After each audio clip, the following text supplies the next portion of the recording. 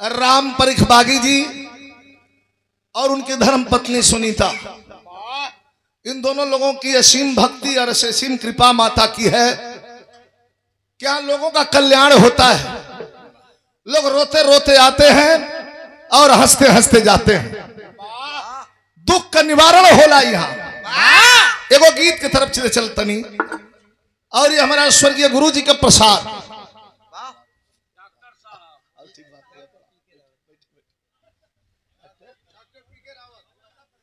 Doctor साहब doctor PK. Rawat, अरे क्या कहना है, सुन ले बनी, बहुत अच्छे अनाउंसर हैं।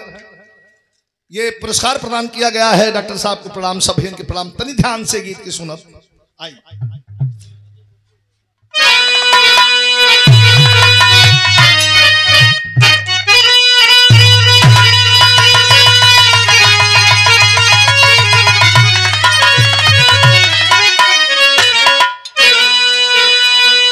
गीत जौन बा ये हमारा गुरु जी का प्रसाद है।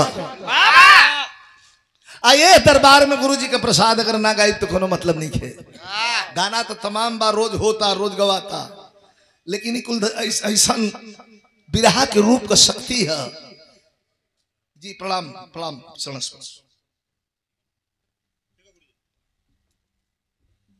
भूमिका बाप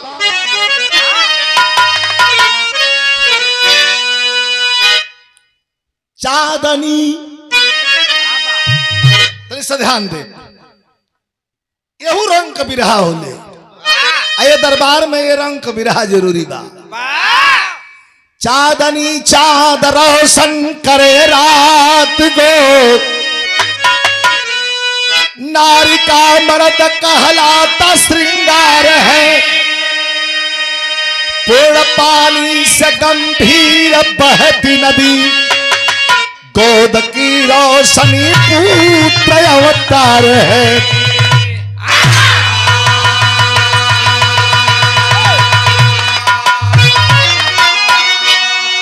तो पर यमराई से वृक्ष लद जाते हैं, बढ़ती मानवता है ज्ञान और सार में। नाम सरनाम का तथ्य है जिंदगी, जिनकी चर्चा न जाती है संसार से।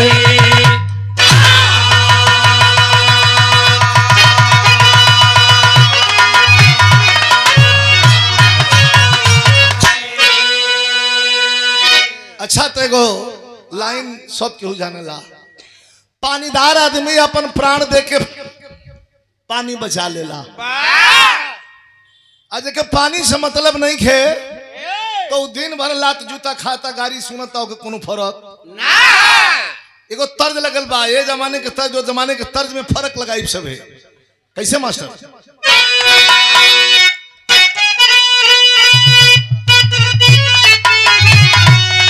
कि अरे मदिरा,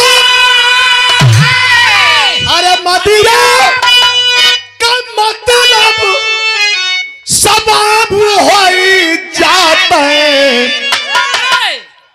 कटवा से अलग गुलाब हो जाता।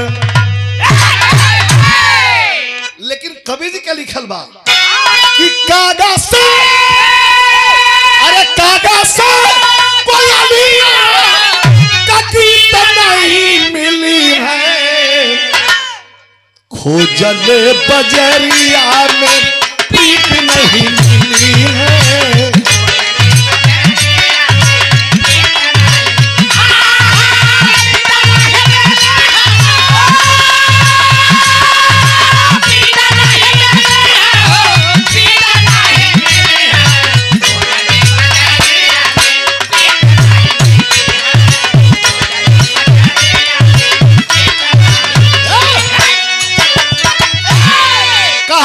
शुरुआत हो गई।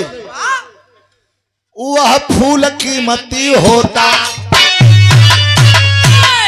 पहले बिरहा बनहाओ। ये होखे कि कभी लोग एक बिरहा कभी जी बानत हुआ तो 15 दिन 10 दिन 8 दिन 1 हफ्ता 1 महीना ले तैयारी होखे तो एगो बिरहा लिखा है राम आशीष भाई। आजकल लटरम पटरम सटरम है। साज को शुरू बिहाने आदमी गावे लगत है, फास्ट हो गल कुल। देखी तरी लेखनी पर गौर करब। वह फूल कीमती होता जो मंदिर में चढ़ जाता, वह फूल कीमती होता जो मंदिर में चढ़ जाता है। जीवन सफल उसी का जो गैर काम में आता। गुजरात प्रांत के अंदर, गुजरात प्रांत के अंदर एक दानवीर था नामी। गुजरात प्रांत के अंदर एक दानवीर था नामी। जगदेव नाम था उसका, सच्चा उदारी और दानी। कहानी की शुरुआत गुजरात प्रांत में वहां का राजा के हुआ उर्वा सोमदेव। वहां का राजा के हुआ उर्वा सोमदेव नाम है। लेकिन वही नगर में रहे वाला तमाम लोग बा, एक आदमी का कथा लिखल गई। का नाम है कि गुजरात प्रांत के अंदर एक दानवीर था नामी। गुजरात प्रांत के अंदर एक दानवीर था नामी। जगदेव नाम था उसका, सच्चा उदारी और दानी। लेकिन उसकी नारी पतिव्रता, जोड़ी तो बड़ा भाग से न लगेले। मर्द अगर तनी शालीनता का स्वरूप होखे, सीधा साधा होके, तो मेहरारू ओकर खरकट ही मिल जाले। अब मेहरारू एकदम प्रतिमूर्ति होके, लक्ष्मी होके, शालीनता का मिसाल होके, तो मर्द तनी अटपटा मिल जाला, जोड़ा ना लगेला। लेकिन जगदेव का जोड़ कैसा लगल बा? उसकी नारी पतिव्रता पति साथे धर्म निभाती। उसकी नारी पतिव्रता पति साथे धर्म निभाती। कर दिन दुखियों की सेवा अपना सौभाग्य मनाती। तो सच्ची राह, अरे सच्ची राह बिना सच्ची अरे नींद नहीं मिली है। तो खोजल बजैया में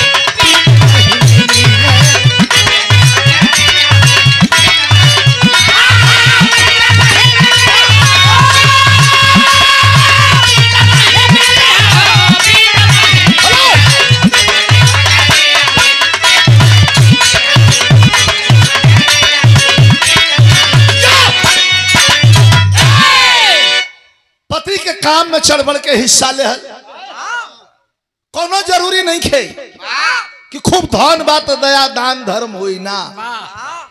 जितने बा उतने में कोई भूखल प्यासा लागे तो के खिया दे के चाहिए।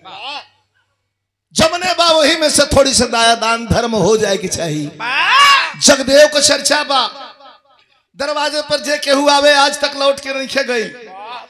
गरीबी में दिन बीतत रहे। लेकिन एगो और बात बता दें, इतना भैया बैठल बानी, साला धन बा तो मन नहीं खे, अब मन बा तो धन नहीं। जेकरा पास मन बा कि खूब खर्चा करती, गरीबन का मदद करती, ओकरा पास धन में नहीं खे। जेकरा पास खूब धन बा तो नींद के गोली खा के सुतता, ओकरा नींदिए नहीं खेला ना देवे को रुपया लेके मुट्ठी में दाब के मर जाई बकी दे ना। तो धन बात तो मन ना, या मन बात धन ना। वही नगर का जैसे आज ये गांव में भव्य मंदिर बा और माई के यहाँ बास बा, वही तरह वहां का राजा तो सोमदेव रहला। वो नगर में एगो भव्य मंदिर बा। अब मंदिर के कर आज शक्ति भगवती माता काली का मंदिर। अब बड़ा जागता काली मंदिर बा, गांव भर का लोग पूजा पाठ कर रहा बा। तब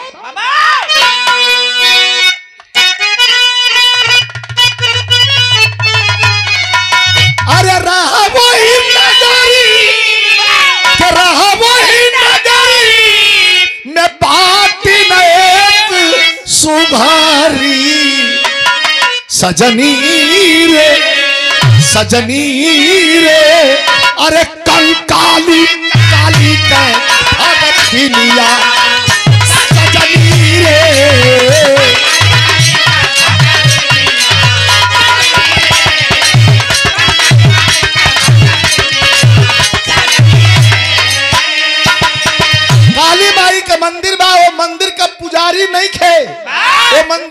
पूजा करे वाली है जात का भाटिन बा उठा दो ऊपर से तब के एक दिन भाटिन 50-55 का उम्र बा काली माई के पूजा करती है विवाहित बाऊ तो एक दिन भाटिन गैया अरे कहीं वही नगरी राजा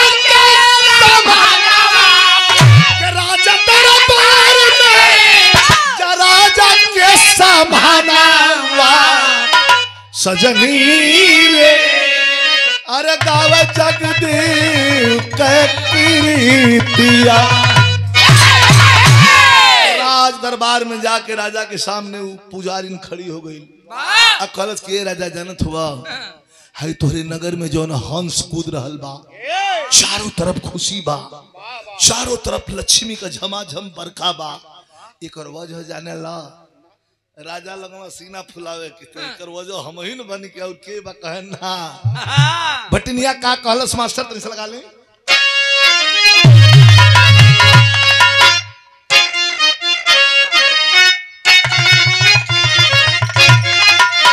राजा से कहत बा कि चमकल दानी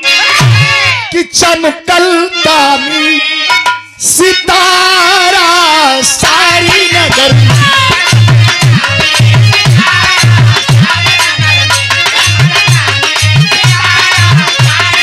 अरे चमकल दानी सितारा सारी नगर अरे हाँ सारी के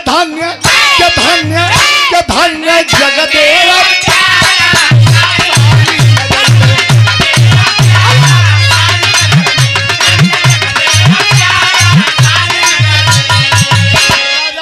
खड़ा हो गई सिंहासन से किसकी बात कर रही है तू हटनिया 2 कदम पीछे हटलू जो पुजारी रहे का कहतिया कि चांदनी सितानी जगदेव का कीर्तिया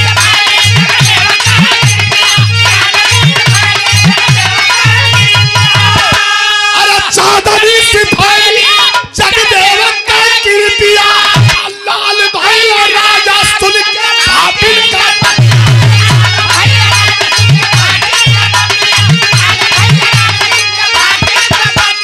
अरे जान भूला तुम्हारा सारी नगर अरे हो सारी क्या धन्य जगत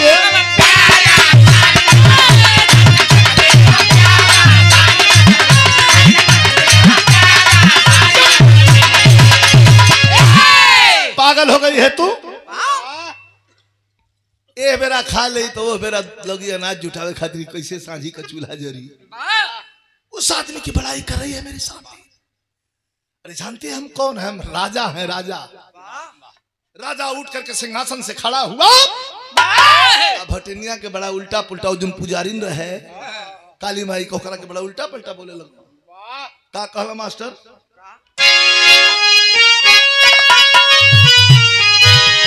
उस्ताद हमारे गाँव तो हालांकि है फिल्म का गीत लेकिन गुरुजी के मुंह से बड़ा निकल लगा कैसे रामकौल भाई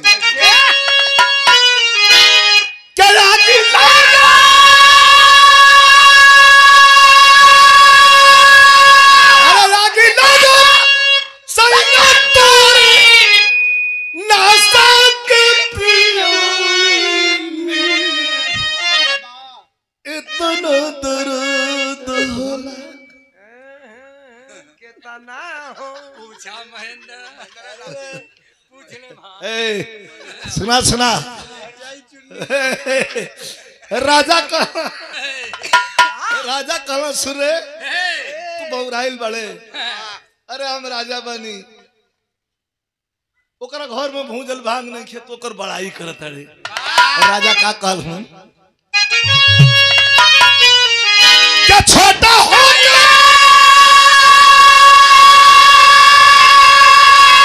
छोटा होकर छोटी बात अरे काला उधार सेरा आगे गुन गावे पागली सियारत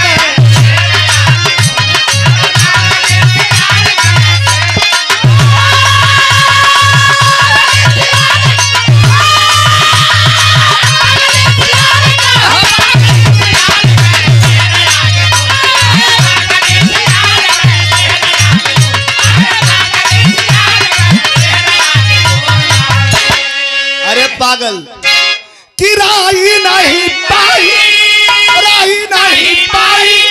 पर्वत के सितारा अगर ही न होई सरिता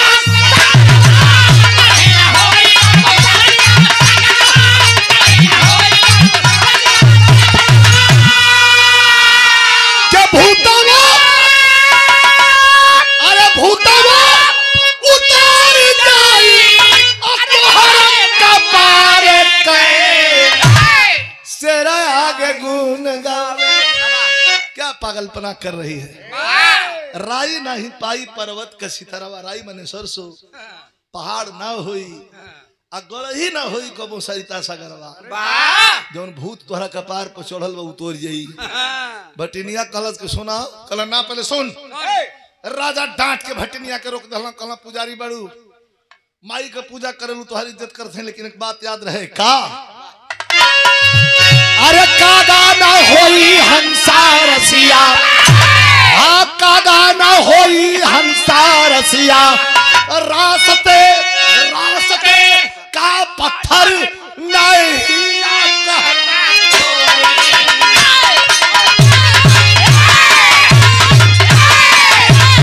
रास्ते के पत्थर को कोई हीरा नहीं कहता है। चली जाओ यहाँ से। जगदेव जगदेव जगदेव जगदेव खेले बड़ू का दान दिला रे भटिनिया कह के सुना जाए का ओकरा से मांग के लिए जितना दे खाली ओकर 2 गुना दे दिया जाए ले आई। राजा कहला कि हंसे लगल कोनो 2 गुना और हम 1000 गुना 100 गुना दे दे भाई गाड़ी मल लाद के खड़ी बड़ी सो सोना चांदी से तोर जानो रहेले झोपड़ी में झोपड़ी भरवा दे। हम राजा हैं तो 2 गुना की बात कर रही है। ऐसा एगो तर्ज बड़ी बेजोड़ लगल। कोनो दुल्हन का दुल्हा गवना करा के लिया यहाँ बैठे वहां बैठे ताश खेल रहा बीड़ी पिए दुल्हनिया कहला का हो काम धंधा ना करबा कहला कि का काम मिलता कहीं काम मिली तब ना नौकरी ये नहीं खे जौन करता नहीं करे दे यही में जीतीला कुछ हरबो करीला। दुल्हनिया कहलस कि नौकरी तो बा सोचा तनी अपने मन में पहले 1 जीव रहला अब 2 जीव भइला कुछ दिन में 3 जीव होबा कुछ दिन में निर्जीव हो जाएगा का महाराज वो तो सब ही हो जाए तू जकरे पर बोली बोलत हुआ अरे चुप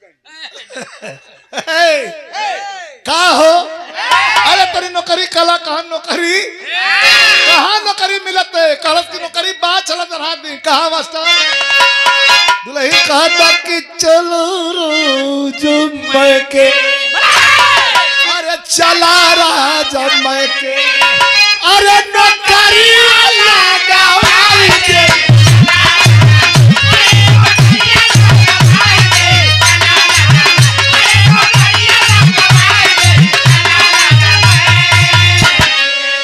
लेकिन भटिनिया कहलत कि जा ताली दान लेवे खातिर कि चला राजा चली चला राजा चली के अरे सगरवा कह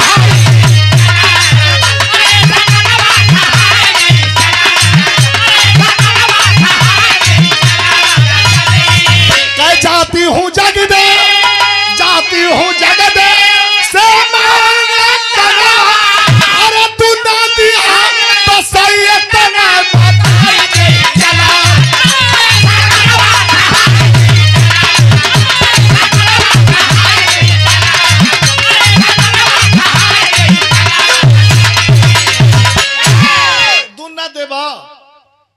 दून ना 100 गुना देव जो तो जो निपोरनी के यहाँ जाता है दान लेवे खातिर सबेर का टाइम बा तनी बिरहा मेन पॉइंट पर आ गई अंतिम चरण पर तनी ध्यान दे 7 बजल बा सवेरे बीज मंत्र का जाप कैले सोम ह्रीं क्लीं चामुंडाय बिच्छे जाप करत पहुंच गई है जाके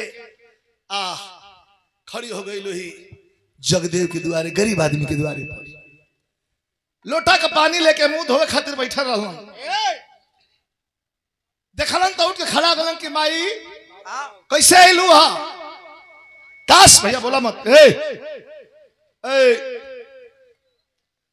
काय लू हम आई काम बतावा बता बतिया कौन काम बा एगो दान लेवे इली है दान देबा हंसे लगन कि जौन हमरा पास बाटे मांगला हम गरीब आदमी बनी का बा हमरा पास का दान देवे ले है बोलू तो का दान मांगतिया मास्टर का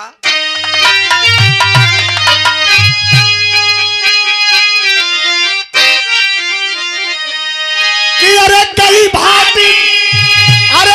भाती वही जगह देव के समानवा तनवा मांगले आ दई दाता मिया पंतु कर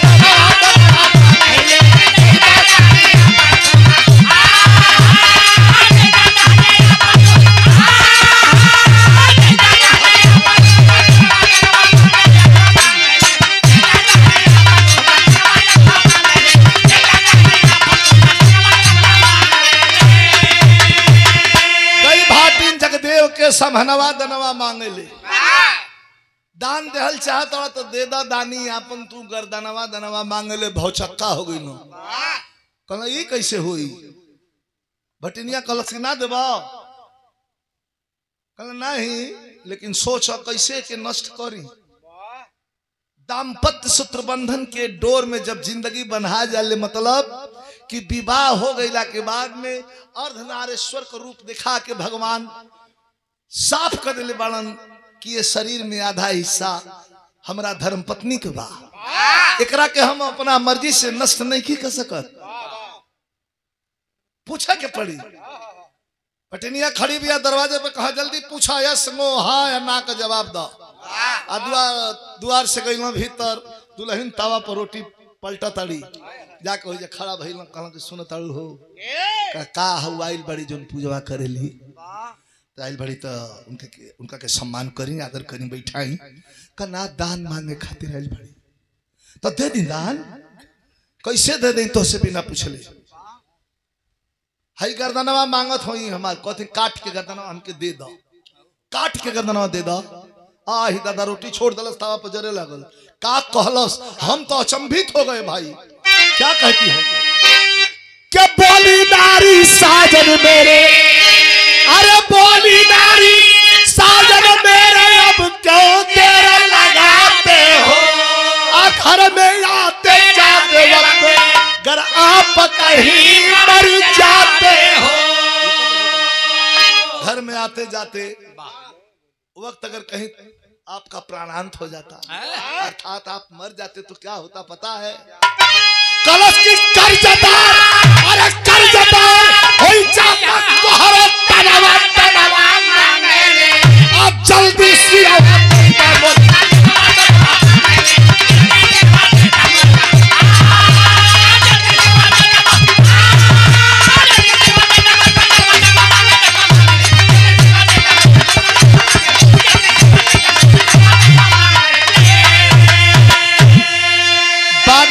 उत्तर प्रदेश जो विदेश में रहते हैं हमारे शिष्य हैं बेचन यादव जी घर में आते जाते वक्त कहीं अगर आप मर जाते हो और वही जाए में इतना देरी में तुम्हारा अगर मौत हो गई रही तो कर्जदार हो जाते तोहरो तनवा दनवा मांगे ले जल्दी सिरवा दे दा मोर सजनवा दनवा मांगे चमचमाती हुई कटार निकाल करके और पति के हाथ में सौंप देती है स्वामी गर्दन काट करके दे दीजिए जब माँ की यही इच्छा है तो क्या फर्क पड़ता है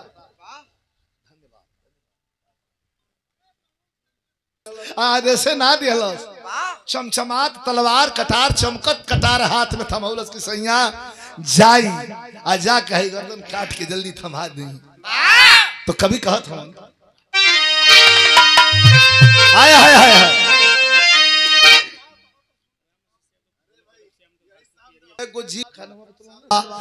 सोचत हूं थमा दले बाड़ी हाथ में कटार कि जाई लेट मत करी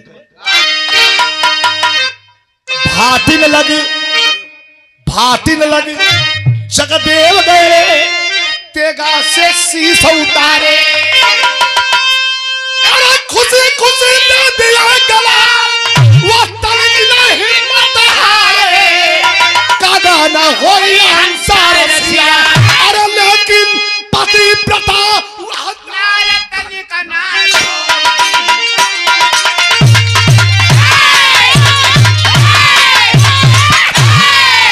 लेकिन पतिव्रता वह नार तनिक न रुई। कैसन परीक्षा हरी भाई, पत्नी के हाथ के दिया हुआ तलवार कटार लेकर के और पहुंचा है जगदेव बाहर।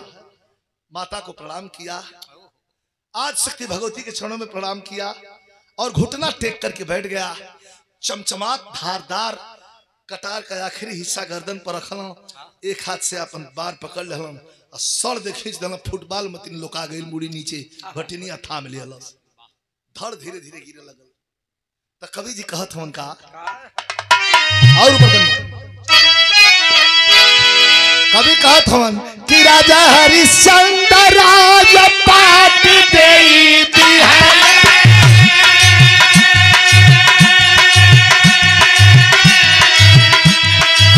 राजा शिव देई देहला अपन मां सत्ता, अरे जगदेव देई देहला अपन बरदनवा, थाली में सजावे बटनिया बुढ़वा, तो रसमी चदरिया बढ़ावे, अरे रसमी चदरिया बढ़ावे, अरे लेके मुड़ी पहुंचल दरबार दर, अरे लेके मुड़ी पहुंचल दरबार,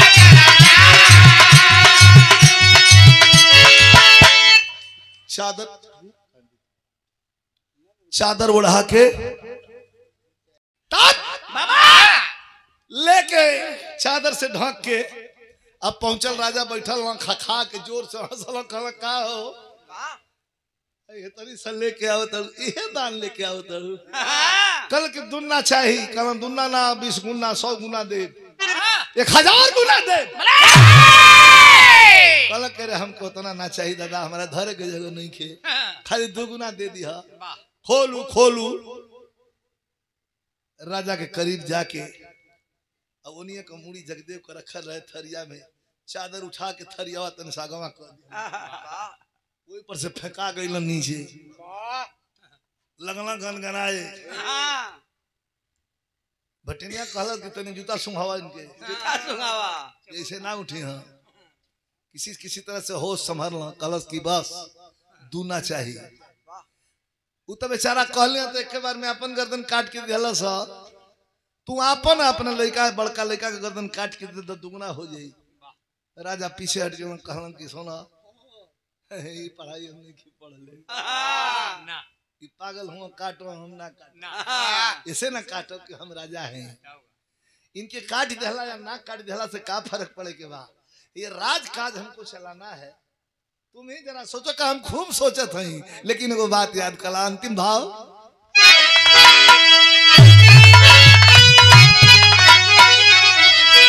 अरे दौलत के, अरे दौलत के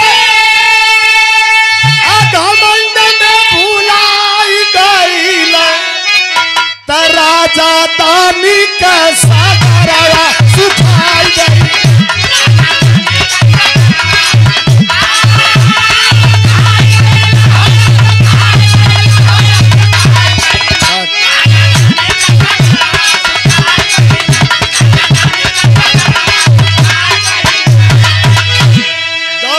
घमंड में भुला गईल, राजा दानी का सगरवा सुखा गईल।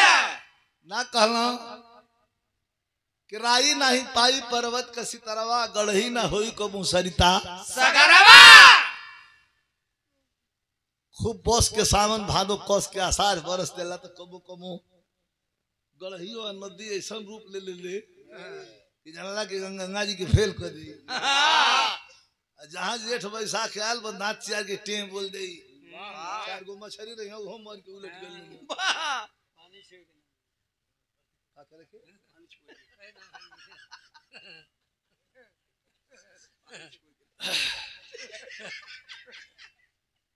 अपन मन विचार नहीं नहीं ठीक, जाने जे पहुंच आपका विचार वही रहता है।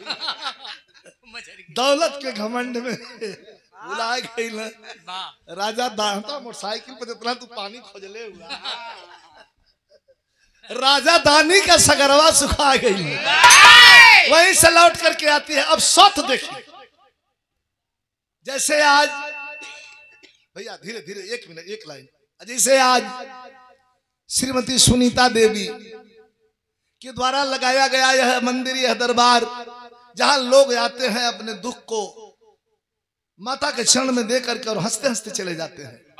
उठवा लेती है उस गरीब आदमी की धड़ को और ले जा करके मंदिर में बंद करके, दरवाजा बंद करके, और बैठ गई वह भाटिन, रोने लगी माँ के सामने कि मैंने पाप किया है माँ, या तो मेरा प्राण ले ले या तो इसका प्राण दे दे।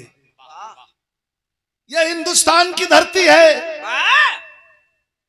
जहां एक पत्थर पर भरोसा और विश्वास किया जाता है, और वह पत्थर कभी कभी बोल भी पड़ता है। विश्वास में बड़ी शक्ति है, और रिश्ता की बुनियाद विश्वास ही पर टिकी है। कोई भी रिश्ता जो टिका है वो विश्वास पर टिका है। हम पत्थर की प्रतिमा को पूछते हैं, मेरा विश्वास है, और उस विश्वास से हम पूछते हैं तो मनवांछित फल की प्राप्ति भी हो जाती है। जाके खोल बंद करके दरवाजा बैठ गई, और हठ योग पर योग होला, एगो हठ योग होला कि ना जियावा नहीं तो हमके ये हठ योग होगा, या तो जियावा नहीं तो हमरा के मुआवा। छोड़ करके बैठी है तो अच्छा तले के बूढ़ी पहुंचल वही माई काली के शरणिया, अरे मांगे जगदेव का तब माई से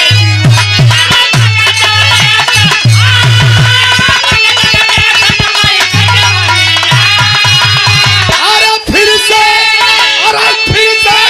जगदेव जीवन पाई गईला, राजा दानी का दिखाई गई।